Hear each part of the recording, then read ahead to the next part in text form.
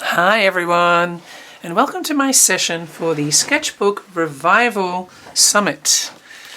Thanks for being here with me today.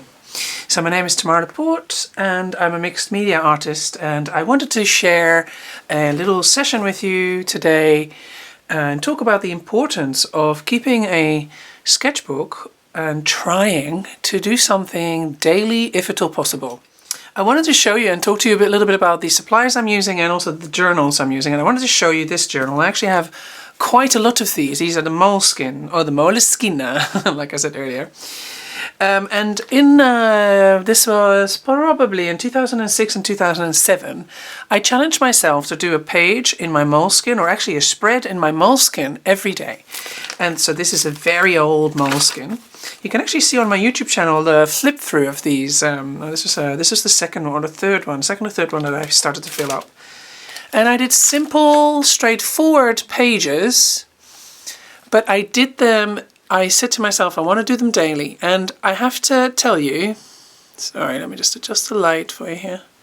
I have to tell you, my skill and ability to draw and my understanding of techniques, everything improved by heaps and heaps and heaps. And this was because I set myself the challenge to draw or paint or do something in my journal every day.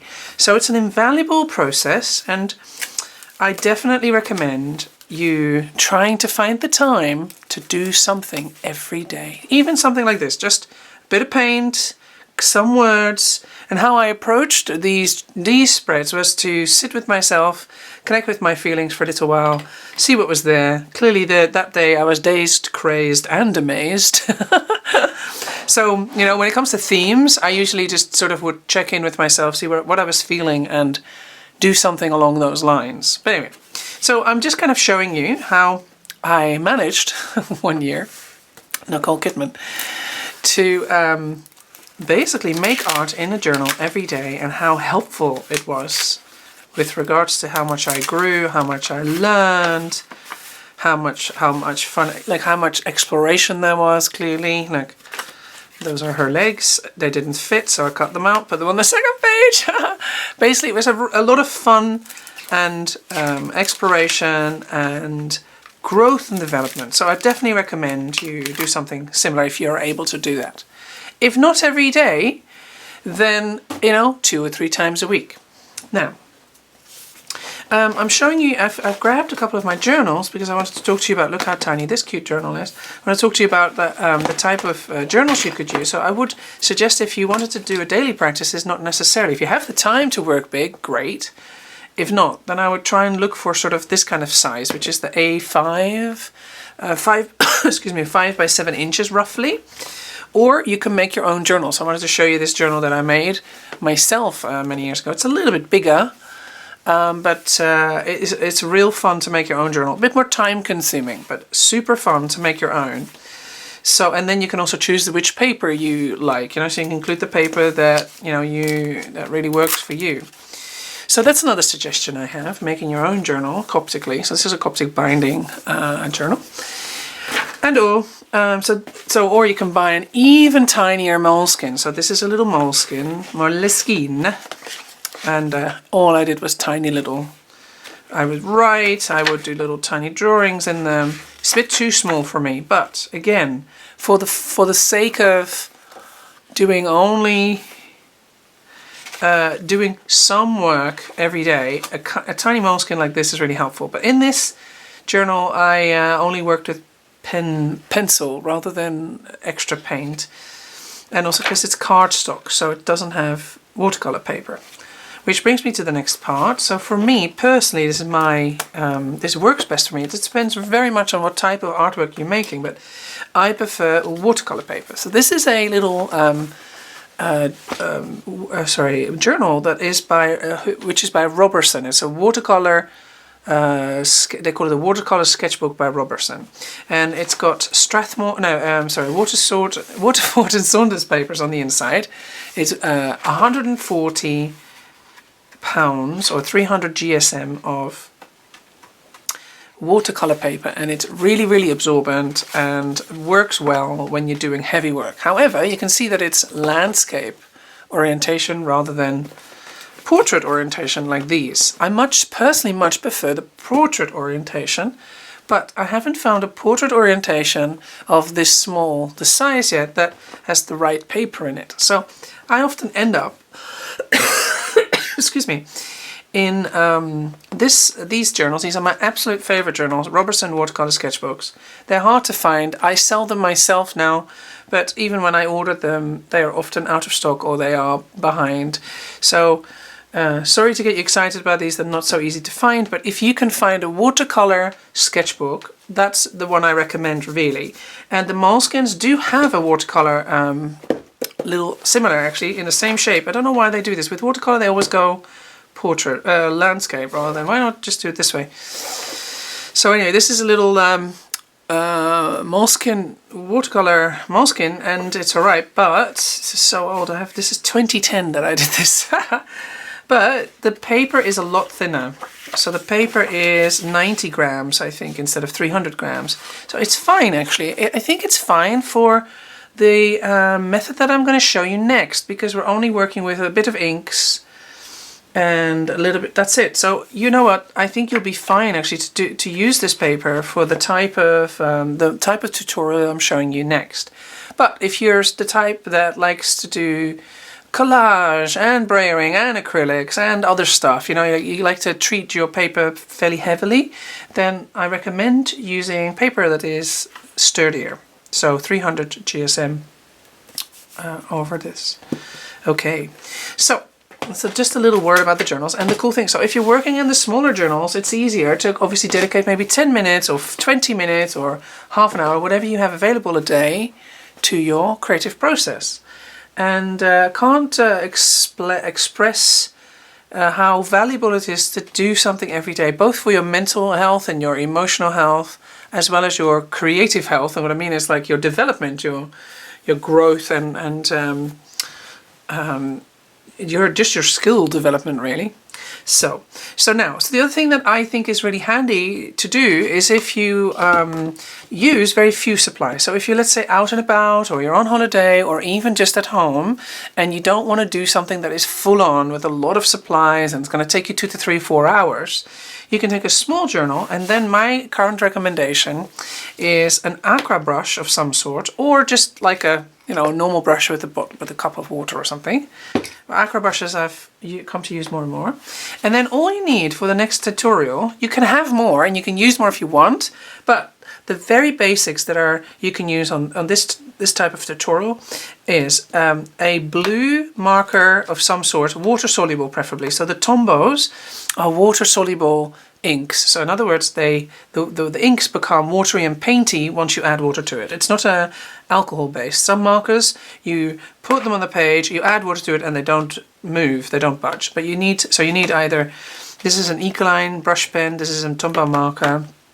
You also have Sakura, so some kind of marker that is water soluble, and then preferably in a blue, a pink and a red, something like a pink or a red, and then a yellow of some sort. I have recently come out with a class about this method that we're doing, and I didn't even use the yellow in the end. But if you have these three colors, you effectively have a version of all the primary colors, right? Red, blue, and yellow, or what is it? Magenta, cyan, and why yellow? Really? Oh, formally. And that means you can then mix your colors and make other colors, right? We can mix these for green, we can mix these for purple, we can mix, what else? This for green and this for orange. And then we're going to also use a white Posca pen or a white paint pen of some sorts, and a black paint pen. So I like using Posca pens, but you could also use a Sharpie, or there's some, even gel pens will do, but the paint pens, so they have acrylics paint inside effectively, really thinned down, very fluid. And these are brilliant because you can use them for darker and lighter, so making darks and lights. You see, so you don't, I mean, I've got double markers laid out now, but effectively, let's say, I'm going to take this out. And of course you could choose a darker blue instead of a bluer blue, or whatever you're wanting, something like that. And then you need an eraser and a graphite pencil of some sorts. So I like using the Pentel Graph Gear mechanical pencils. They are very, they're a bit more weighted, and they sit nicely in the hand. This is an 0.9. Oh, here we go. It's an 0.9, and 0.9 refers to the thickness of your tip, the lead. And the lead that I like using is 2B. However, you could try and play with the different strengths, weights of your lead. And, you don't have to have this. So this is that, and then, if I keep forgetting this one. And then the final tool I like using is a crayon or a watercolor, basically a skin tone. So I'm going to be doing a Caucasian looking person today. So I'm using this Neo Art crayon by Caran d'Ache. It's no longer in production, so you can't find these, but there is an equivalent, which is the Caran d'Ache Neo Color 2s. These are water-soluble crayons. Effectively, I call them watercolor in a stick. So you have different sort of skin tones. Whatever skin tone you're going for, use a skin tone that you want to work in. Like one color should do. Now, the darker skin tones might need a little bit extra shading in a couple of other colors, but I'm not going to focus on darker skin tone today. You can also get your skin tone maybe from a watercolor set, whatever you have, Daniel Smith, Jane Davenport, any watercolor is fine. So I could, for instance, use one of those. So if you had, or instead of these crayons, but if you don't, you can just have one crayon.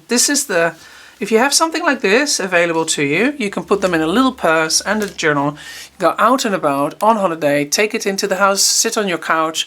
Don't need an insane amount of supplies to practice your drawing and sketching, and have a finished kind of page that you can do in maybe half an hour or so, and that you're happy with.